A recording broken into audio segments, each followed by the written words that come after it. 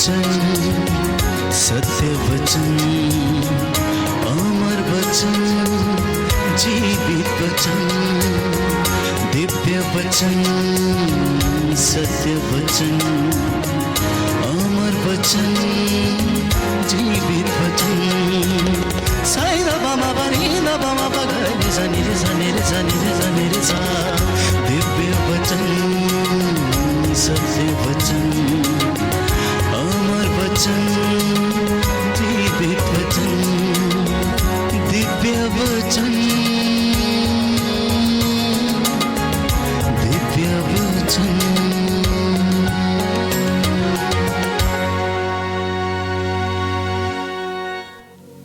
सबों को जय यीशु की। आज के इस पवित्र दिन के लिए और एक बार प्रभु का धन्यवाद देंगे।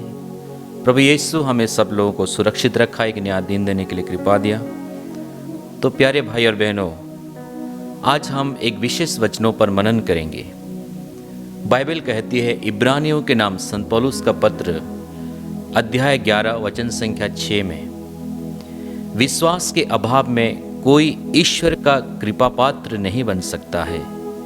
जो ईश्वर के निकट पहुंचना चाहता है उसे विश्वास करना है कि ईश्वर है और वह उन लोगों की कल्याण करता है जो उसकी खोज में लगे रहते हैं। तो ये वचन हमें कहता है हम सब कोई विश्वास करते हैं और हम लोग इसलिए विश्वासी भी कहते हैं क्योंकि हम प्रभु यीशु पर विश्वास करते हैं। लेकिन यीशु का वचन कहता है, बाइबल की वचन कहती है, जब हमारे जीवन में विश्वास की अभाव हो जाता है, यानी कि हम विश्वास करते हुए हमारे विश्वास में परिपूर्ण नहीं होता है, तो ईश्वर का कृपा पात्र हम नहीं बन सकते हैं। यानी कि वचन हमें कहता है केवल विश्वासी होने से ये पता नहीं कि हम उसके कृपा पात्र है या नहीं, जब तक हम अपने जीवन में पूर्ण तरह से विश्वास नहीं करेंगे और विश्वास की हमारे जीवन में कमी घटी होगी, हमारे ईश्वर पर विश्वास नहीं होगा, तो हम उसका कृपा पात्र नहीं बन सकते हैं। जैसे कि वचन में हम लोग बार बार पढ़ते हैं विश्वास के बारे में, इब्राहिम के बारे में सुने हैं। बहुत लोगों ने बाइबल में ऐसा हम लोग वचन सुनते हैं जहाँ पे उन्होंने पूर्ण विश्वास दिखाया और जो विश्वास के साथ ईश्वर के पास आया, ईश्वर ने उसको कृपा पात्र बनाया। जब विश्वास का मतलब क्या है, यानी कि हम लोग जानते हैं कि कोई भी व्यक्ति ईश्वर को नहीं देखता है, लेकिन हमें ये विश्वास करना है कि हम ईश्वर को देखें या नहीं देखें, लेकिन ईश्वर हमें हर समय देखता है। ये हमारा विश्वास है। तो इसी प्रकार हमारे जीवन में जब दुख आता है, तकलीफ आता है, समस्या होती है, अनेक प्रकार का निराश होता है, उस समय विश्वास करना है कि भले ही मुझे कोई नहीं देख रहा है, मैं कहीं घर के कोने में जाके रो रहा हूँ, अकेलापन का महसूस कर रहा हूँ, लेकिन याद रखना उस समय ईश्वर आपको देखता है। हम ईश्वर को नहीं देखते लेकिन ईश्वर हमें देखता है, ये हमारा विश्वास होना है। जैसे कि मैं एक उदाहरण दे रहा हूँ, कहीं पे हम लोग बस में यात्रा करते हैं या ट्रेन में यात्रा करते हैं, हमको पता है कि ये ट्रेन यहाँ से यहाँ जाने वाली है, ये बस यहाँ से यहाँ जाने वाली है। ना तो हम कंडक्टर को जानते हैं बस की, ना ड्राइवर को जानते हैं, फिर भी हमें विश्वास है कि ये बस हमें लेकर जाएगी। उसी प्रकार आंख बंद करके हमें ईश्वर पर भी विश्वास करना है। लेकिन हमारे जीवन में ऐसा परिस्थिति होता है कि केवल लोग नहीं, बड़े बड़े आध्यात्मिक लोग भी, जब हमारे जीवन में कुछ अचानक कुछ दुर्घटना होती है, कुछ दुख आता है, तो हम लोग टूट जाते हैं। हम लोग देखते हैं लूकस का सुसमाचार अध्याय 17 वचन संख्या 5 में शिष्य लोगों ने ईश्वर से कहा, प्रभु हमारा विश्वास को बढ़ाइए। ये वचन हमें ये सिखाता है कि उन लोग यीशु के साथ थे, यीशु के साथ रहते थे, उनके साथ चलते थे, इधर उधर होते थे, फिर भी उनको ये लगा कि वास्तव में लोग जितना विश्वास करते हैं क्या हम लोग उतना विश्वास नहीं कर रहे हैं। इसीलिए उन्होंने प्रार्थना किया, प्रभु हमारा विश्वास को बढ़ाइए। और उस समय ईश्वर ने कहा, यदि तुम्हारा विश्वास राई के दाने के बराबर भी होगा और तुम इस सहतूत के पेड़ से यहाँ से उखड़कर समुद्र में गिर जाइए, अगर हम बोलेंगे तो हो सकता है वो ऐसा ही हो जाएगा।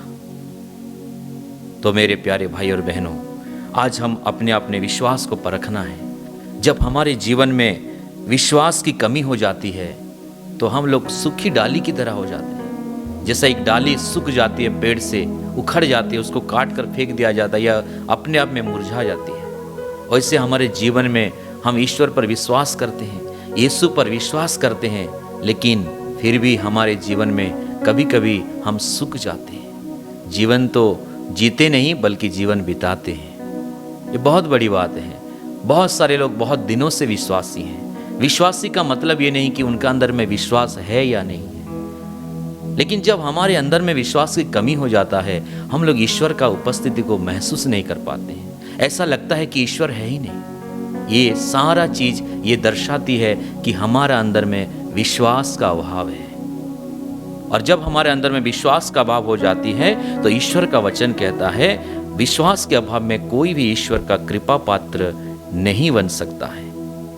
और जब हम ईश्वर पर पूर्ण तरह विश्वास करेंगे तो वचन कहता है, उसी वचन में 11:6 इब्रानियों के नाम संत पौलुस का पत्र में, विश्वास करना है कि ईश्वर है, वह उन लोगों के लिए कल्याण करता है। जो विश्वास करता है, जो पूरी तरह से विश्वास करता है, विश्वास की कमी नहीं है, उसका जीवन में सब कुछ सफलताएं मिलेगी। और हम लोग बाइबल में बहुत सारे ऐसे उदाहरण देखे।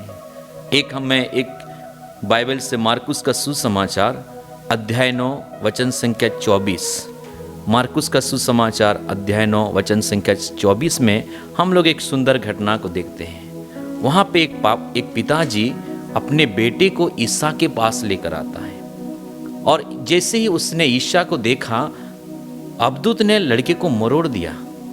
यानी कि उसका अंदर में एक शैतान की शक्ति था जिसके कारण वो उसको मोड़ देता था।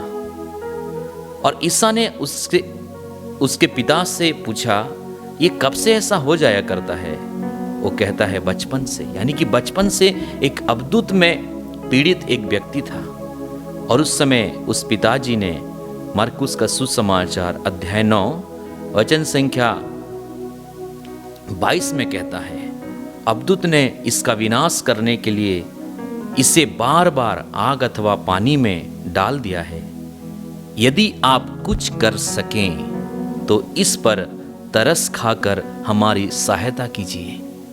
एक पिताजी का दर्द को बयान करता है। मेरे प्यारे भाई और बहनों, मैं ये सोचता हूँ कि ये पिताजी बहुत सारे जगहों पर गया, शिष्यों के पास भी आया, बहुत सारे लोगों के पास भी गया होगा। इसलिए आज ये हताश निराश होकर यीशु के सामने गिड़गिड़ा कर प्रार्थना कर रहा है कि कह रहा है, अगर हो सके तो यदि आप कुछ कर सकें तो इस पर तरस खाकर हमारी सहायता कीजिए। ये पिताजी का अंदर भी विश्वास की कमी था, इसलिए उसने ऐसा कहा, अगर हो सके कुछ कर सके। हमारे जीवन में भी बहुत सारे ऐसा घटनाएं होता है, शायद हो सकता है, शायद कुछ हो जाएगा, लेकिन ये हमारे विश्वास की कमी है। जब हम ईश्वर के पास आते हैं, प्रार्थना के लिए आते हैं, हमें ये समझना है कि ईश्वर करेगा, कुछ कर सकेगा नहीं, ईश्वर करेगा, ईश्वर करता है, वह सर्वशक्तिमान है। लेकिन ये पिताजी ने एक बहुत सुंदर प्रार्थना की, जो प्रार्थना में हमेशा दोहराना चाहिए। उसने कहा, ईशा ने उससे कहा, यदि आप कुछ कर सके। यीशु ने कहा, विश्वास करने वालों के लिए सब कुछ संभव है। इस पर लड़के के पिता ने पुकार कर कहा, मैं विश्वास करता हूँ, मेरे अल्प विश्वास की कमी को पूरी कीजिए।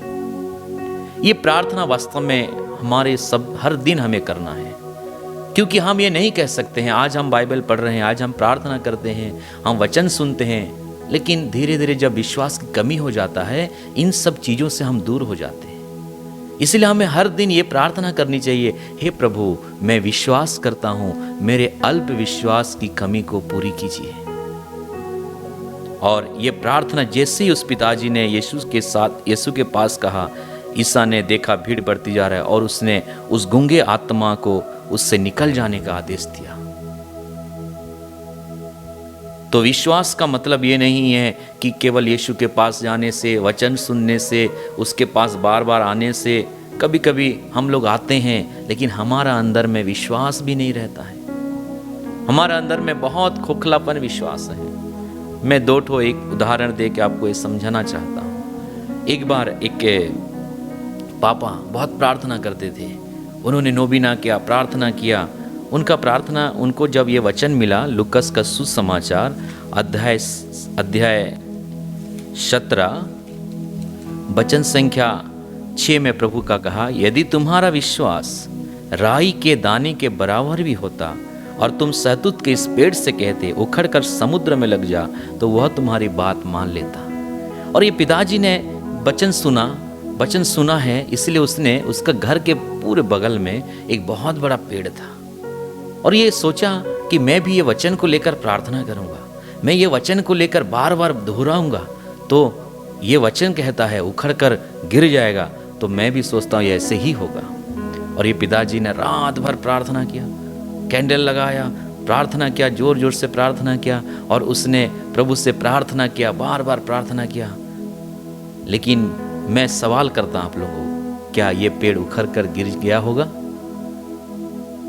मेरे प्यारे भाई और बहनों, जब ये पिताजी ने देखा सुबह उठकर कि पेड़ जैसे कि वैसे ही है, पेड़ कुछ हिला डुला नहीं है, तो ये पिताजी ने क्या कहा पता है? पिताजी ने कहा, मुझे पहले से पता था कि ये होने वाला नहीं है। वो प्रार्थना किया, उसने गहराई से प्रार्थना किया, वचन को दोहराया, लेकिन उसका सोच में क्या था?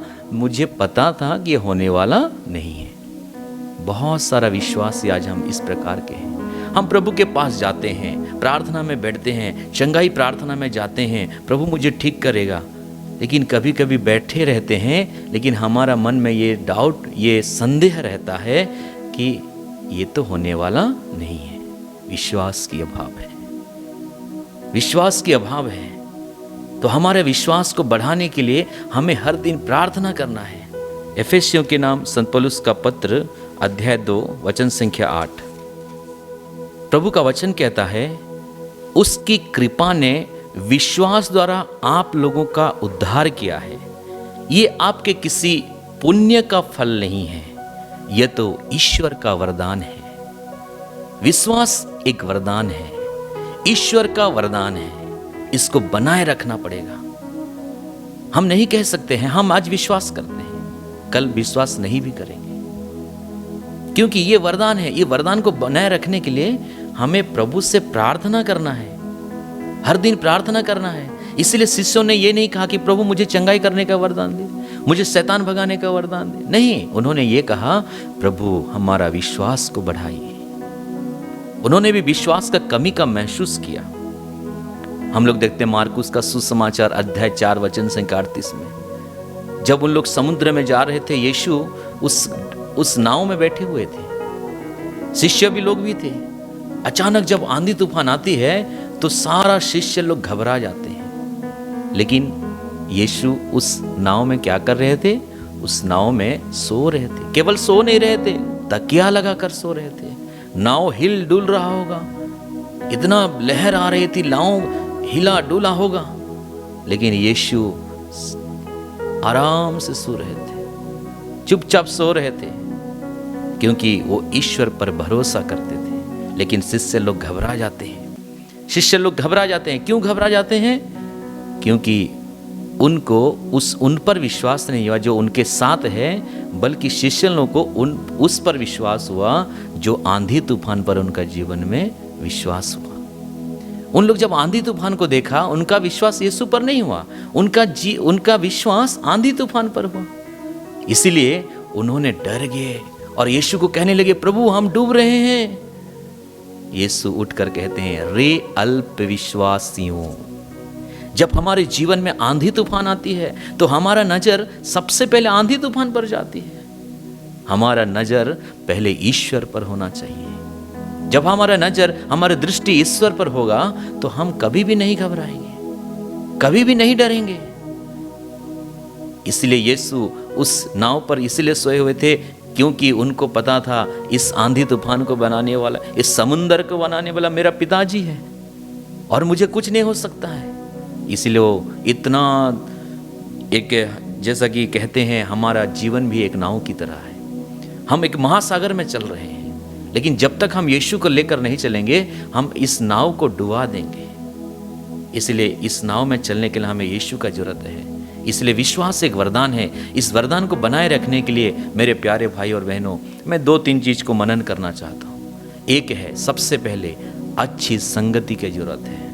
आध्यात्मिक लोगों से बातचीत करने से, वचनों को सुनने से, वचन को बार बार दोहराने से, वचन को, बाइबल को पढ़ने से हमारा विश्वास बढ़ता है। जैसा कि हम लोग देखते हैं रोमियो के नाम संत पौलुस का पत्र अध्याय 10 वचन संख्या 17 में प्रभु का वचन कहता है, सुनने से विश्वास उत्पन्न होता है और जो सुना जाता है वो मसीह का वचन है। जब हम ईश्वर का वचन को सुनेंगे, जब हम मसीह का वचन को सुनेंगे और उस वचन को सुनते सुनते हमारा अंदर में विश्वास उत्पन्न होता है, हम विश्वास में मजबूत हो जाते हैं। लेकिन पहला कुरिन्थियों के नाम संत पौलुस का पत्र अध्याय 15 वचन संख्या 33 में प्रभु का वचन कहता है, धोखे में ना रहें, बुरी संगति से अच्छा चरित्र भ्रष्ट होता है। यानी कि विश्वास में बढ़ने के लिए हमें संगति को चुनना पड़ेगा। अगर हम विश्वास करते हैं, लेकिन मैं अगर कल बुरी संगति में पड़ जाता हूँ, बुरी इच्छा प्रकट करता हूँ, गलत बात करता हूँ, गलत लोगों के साथ मेरा जीवन बिताता हूँ, तो धीरे धीरे मेरा विश्वास का भी कमी हो जाता है। इसलिए विश्वास में बढ़ने के लिए सबसे पहले मेरे प्यारे भाई और बहनों, एक अच्छी संगति की जरूरत है। दूसरा है वचन को पढ़ना। वचन जब हमारा अंदर में रहेगा, वचन को जब हम लोग पढ़ेंगे, वचन को बार बार दोहराएंगे, तो जब भी परिस्थिति हमारे जीवन में आंधी तूफान आएगा, अनेक प्रकार की समस्या होगी, तो हम उस वचन हमें उस विश्वास में दृढ़ बने रहने के लिए हमें कृपा प्रदान करता है। क्योंकि ईश्वर का वचन सशक्त दुधारी तलवार से भी तेज है। कितना भी आंधी तूफान आए, हमारे जीवन में जब वचन रहेगा, जब वचन को पढ़ते हैं, बार बार पढ़ते हैं, बार बार पढ़ेंगे, वो वचन हमारे जीवन में कार्यान्वित होता है, कार्य करने लगता है। तीसरा चीज है हमारे जीवन में प्रार्थना की कमी। जब हमारे जीवन में प्रार्थना की कमी हो जाएगी, कभी कभी हम लोग अपने हिसाब से प्रार्थना करते हैं, जब चाहे तब प्रार्थना करते हैं, ऐसा में हमारा विश्वास नहीं बढ़ेगा। प्रार्थना की कमी के कारण हम विश्वास से दूर हो जाते हैं। प्रार्थना की कमी के कारण हमारे जीवन में अनेक प्रकार की कमी आ जाती है। सबसे पहले विश्वास, क्योंकि एक विश्वासी का सबसे बड़ा ताकत अगर कुछ है, वो धन नहीं है, वो संपत्ति नहीं है, वो जायदाद नहीं है, वो है विश्वास। अगर ये व्यक्ति के अंदर विश्वास मजबूत है, उसका जीवन में विश्वास की अभाव नहीं है, वो व्यक्ति कहीं पर भी रह सकता है, वो व्यक्ति कुछ भी करेगा, सफलता मिलेगी। क्योंकि हम लोग पहला वचन में पढ़ा, जो विश्वास करता है उसके लिए ईश्वर कल्याण करता है। तो मेरे प्यारे भाई और बहनों, जैसा कि हम लोग बार बार रोड में देखते हैं, हमेशा रोड में दिखाई देता है, अगर नज़र हटी तो दुर्घटना घटी, उसी प्रकार हमारी प्रार्थना घटा तो विश्वास भी घट जाएगा। इसलिए हम ये प्रार्थना करें, प्रभु से विशेष कृपा मांगे, जिस प्रकार हे प्रभु तूने शिष्यों का विश्वास को बढ़ाया, शिष्यों का विश्वास को मजबूत किया। हे प्रभु, हमारे जीवन में भी जब आंधी तूफान आती है, जब दुख तकलीफ आता है, जो समस्या आती है, प्रभु यीशु मेरा विश्वास को बढ़ाना, क्योंकि प्रभु तू अपने वचन में कहता है, विश्वास की कमी के कारण, विश्वास के अभाव में कोई भी ईश्वर का कृपा पात्र नहीं बन सकता है।